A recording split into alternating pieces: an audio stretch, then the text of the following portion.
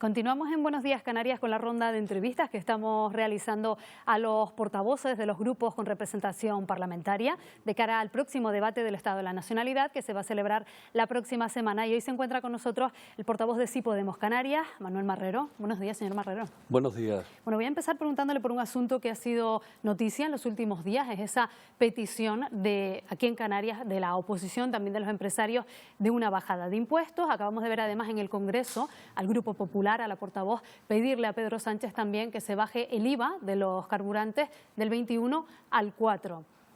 ¿Es posible una bajada de impuestos en estos momentos? ¿Qué opina usted? Sí, bueno, es que respecto a los carburantes y a la electricidad, la energía en Canarias, el IGIC, que es nuestro impuesto, pues está a cero. Por tanto, hay poco que hacer. Nosotros nos oponemos a bajadas de impuestos que las defiende siempre la derecha, porque junto a la bajada de impuestos defiende la privatización de los servicios públicos. Y nosotros decimos, si se bajan los impuestos, no podemos atender ni la sanidad, ni la educación, ni la dependencia, y son los derechos de la mayoría social. Por tanto, nos oponemos a ello. Esa era la que le comenté para la petición en el Congreso. Efectivamente, aquí en Canarias se pide, por ejemplo, bajar el IGIC del 7%, que se encuentra en estos momentos, al 5%, y el tramo autonómico del IRPF medio punto. ¿Qué supondría eso, por ejemplo, para las arcas municipales, autonómicas, bueno, y de los cabildos? Significa que los cabildos, que los ayuntamientos y que el propio gobierno de Canarias no podrían atender debidamente, por ejemplo, la educación, la dependencia o la sanidad. Y son los derechos de la mayoría social. Nosotros decimos que la gente no continúe pagando más impuestos a aquellos que no tienen, pero sí aquellos que tienen más tienen que aportar más al erario público y no lo están haciendo actualmente. Por tanto, sí es necesario a nivel del Estado una reforma fiscal en la que aporten más las grandes fortunas. ¿Pero cree que sería necesaria justo en este momento?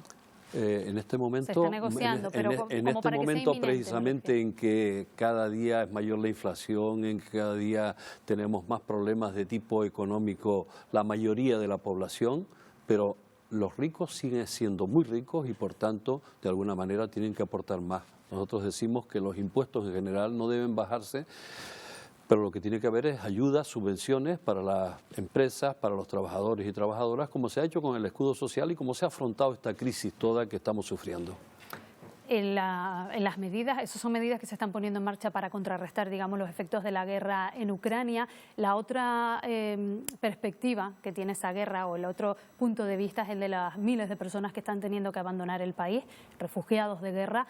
Muchos ya han empezado a llegar a España, a Canarias. ¿Cómo cree que se debe abordar esta situación desde el archipiélago?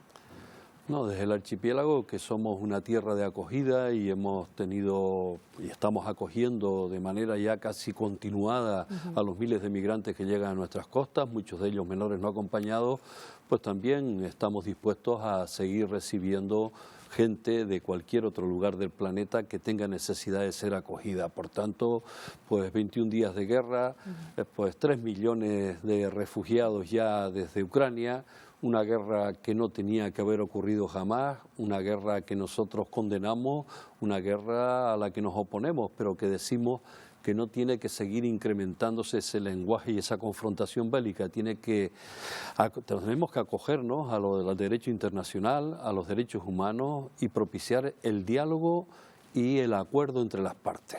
¿Diría usted que se han limado las asperezas, en este caso a nivel Estado, entre los socios de gobierno?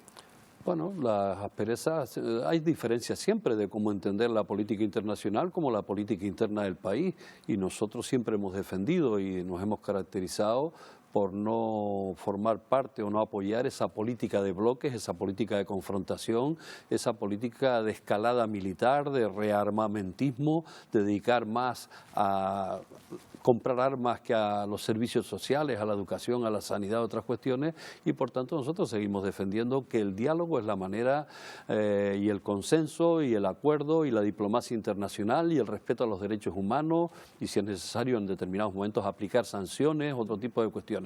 Pero la guerra siempre trae dolor, siempre trae muertes y siempre mueren víctimas inocentes, tanto militares como civiles. Sí, lo estamos viendo. Lo que pasa es que es verdad que la diplomacia pues no está dando los frutos que quizás se esperarían. Bueno, no aparece de la noche a la mañana porque también ha pasado el tiempo, pero yo creo que tendrá que imponerse la diplomacia.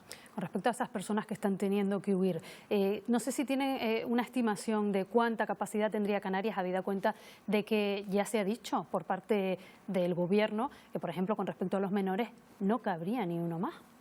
Oh, vamos a ver.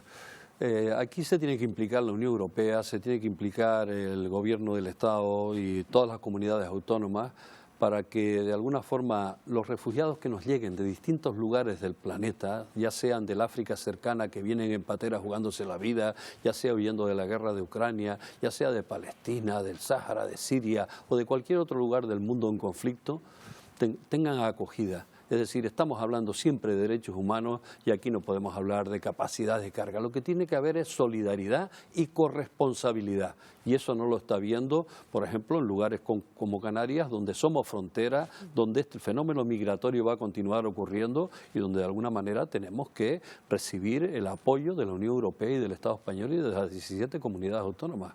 Según el informe de la pobreza, hablo ahora de la situación que padecemos aquí en las islas, el último informe que hemos conocido en el mes de octubre, en torno a un 36% de la población de las islas vive en situación de pobreza o de exclusión. Eso significa que lo hacen con unos 680 euros al mes.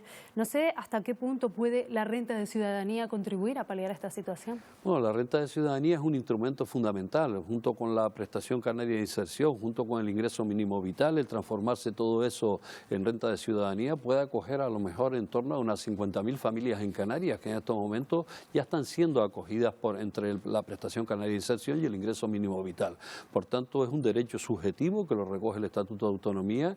Nosotros hemos presentado esa ley, la ha presentado la Consejería, el Gobierno de Canarias y esperamos que el trámite parlamentario pase lo antes posible para que la población canaria necesitada pueda vivir dignamente. Sí, llegó la semana pasada al Parlamento. No sé qué horizonte temporal creen ustedes que se abre por delante.